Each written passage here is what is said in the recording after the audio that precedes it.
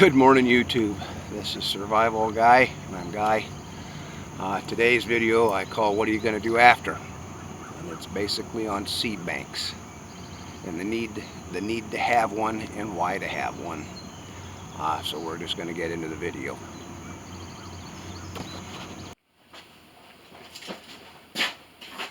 Okay, we're going to talk seed banks and seed storage and that kind of stuff. So first thing we're going to do here is we'll talk seed storage.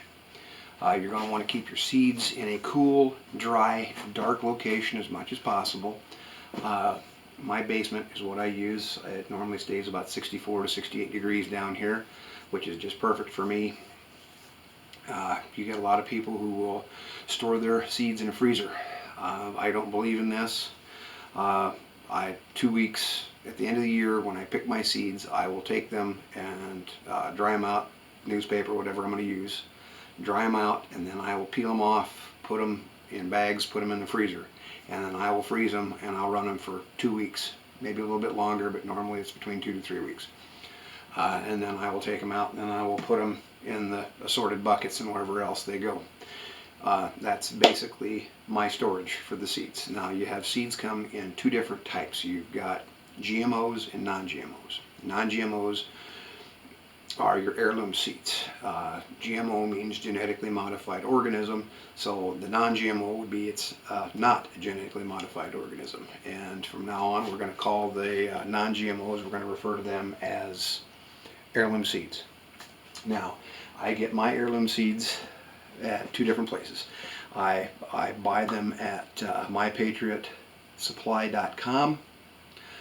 They've had a pretty good selection at one time, and now they've kind of dropped them off, and they're just going into big bulk versions where you can just buy your bigger seed banks in that $50–$60 range. I prefer to pick my seeds that I'm going to use. You can buy a seed bank online anywhere. Just be sure that they're heirloom if you're going to do it. You can buy them for $12 to $17 for the small ones. They've got maybe 15 to 20 different varieties of things in these bags or in these vaults. They're just basically a container with a lid on it. That's it. Or you can buy the bigger ones, and you get like 120, 130. I've seen them for $199, and they had seeds galore in them.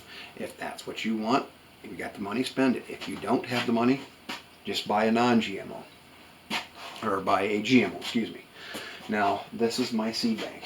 These 6 buckets here, or 7 buckets, excuse me, I can't count. And then these over here are my genetically modified organisms, and we'll go over those later. But first of all, we're going to do is we're going to talk about what's in these. Now, the key to your survival on this is having a variety of seeds. So if you get beans, just don't buy one type of beans. Buy multiples, like your green beans. There's a dozen different kinds of green beans out there, from pole beans to bush beans to you name it. There are different colors, green, yellow, and purple. You can get them in white as well. I have in here, in my beans, I have peas. There's 4 different kinds of peas. My beans, I get pintos, black, northern, kidney, lima, and black-eyed peas. I have got lentils, you name it, for beans. There is just beans after beans after beans after beans in these buckets. And then here, this thing is packed to the gills with beans, with different kinds of peas. So you get the point. Total, what I have here for seeds, I've got 226 different varieties of my beans. This in here is medicinal, spices, and peppers. So my spices I have in here would be like,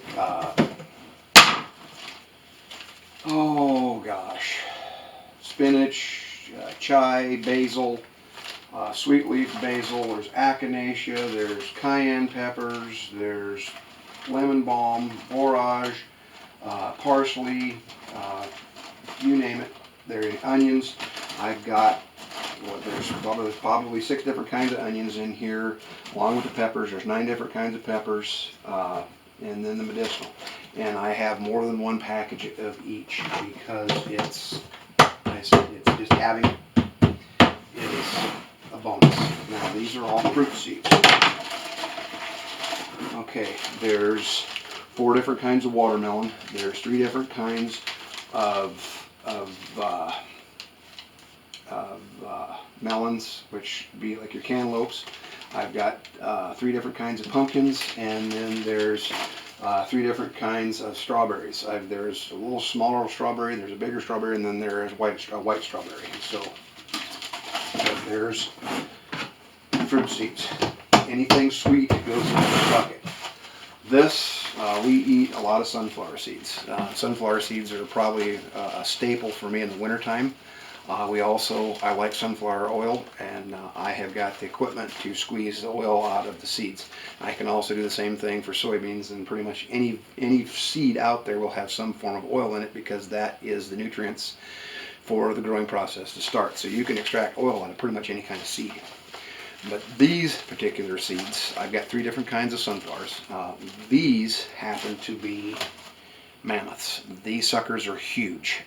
They'll get 18 inches in diameter, and they're almost like trees when they grow. They're 12, 14 feet tall when they're stalked out. So, get rid of that. This is corn and carrots. I have got, there's 3 different kinds of field corn. There's 4 different kinds of sweet corn. There's 2 different kinds of popcorn. And then carrots, there's 7 different varieties, all the way from purple carrots to yellow carrots to just an orange carrot. This is leftover from last year's yellow dent corn. This is probably 30, maybe 35 years to get this. Like I said, that's left over from last year. This is squash beets, cucumbers, lettuce, cabbage, kohlrabi, Brussels sprouts, turnips, and there's other stuff in here, asparagus and all that. That's basically, this is chock full of multiple bags of all that stuff in different varieties. The squash, there are seven varieties of squash in here. There are 2 varieties of cauliflower. There's 5 varieties of beets. The big beet that I keep a lot of, if I can find it in here, they are a mammoth beet. They are a fodder. They are for feeding your critters. And I don't see one here. I have to dig one out of here, but I'm not gonna. But anyhow, that's what's in here. And once again, there's multiple packages and multiple sizes and styles of your fruits and vegetables in there. Okay, now these are my genetically modified stuff. And the reason I have this, if you look on the containers here, it says trade seeds. This is what I'm going to use when things go haywire. This is going to be one of my trade items. Why? Because if I can feed my neighbor and keep him off of my back, I don't have to worry about him messing with me. Because you never know, you may end up being the grocery store for a whole community.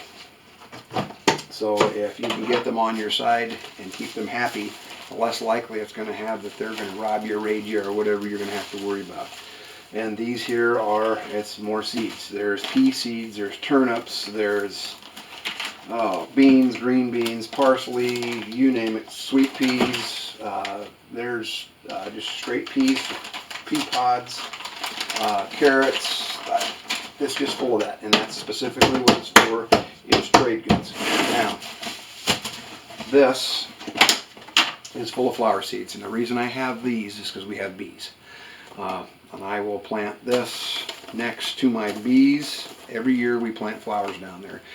There's also, there is a patch of alfalfa down there that's probably a quarter of an acre patch that they eat there, and then all the fields around where we're at, within a couple of miles of where we're at, there's several irrigated patches of alfalfa, and you get corn and whatever else that's out there, so they've got plenty to eat, so I don't have to worry about them. And I will know that way that my gardens that I have down there will get pollinated because I have the bees. So that's basically what I have got there.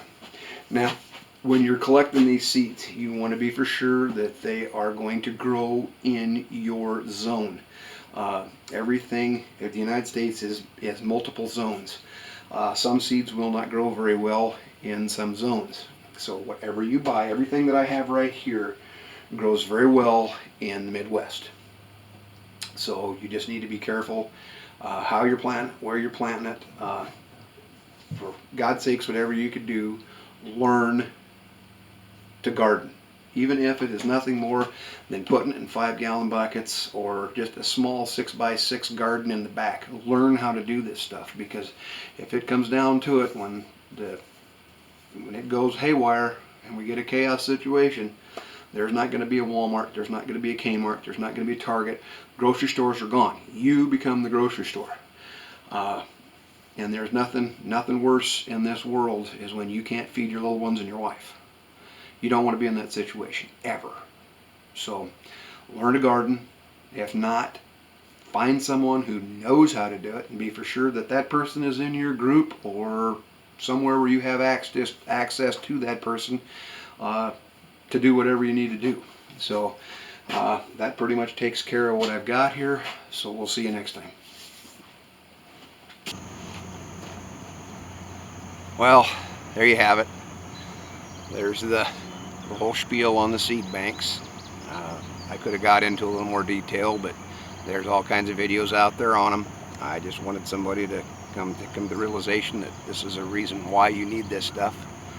And if you don't have it, you're going to be in a world of hurt. So whatever you can get your hands on, put away, because sooner or later it's going to happen. It's not an if, it's a matter of when. So don't forget to like, share, and subscribe. We'll see you later.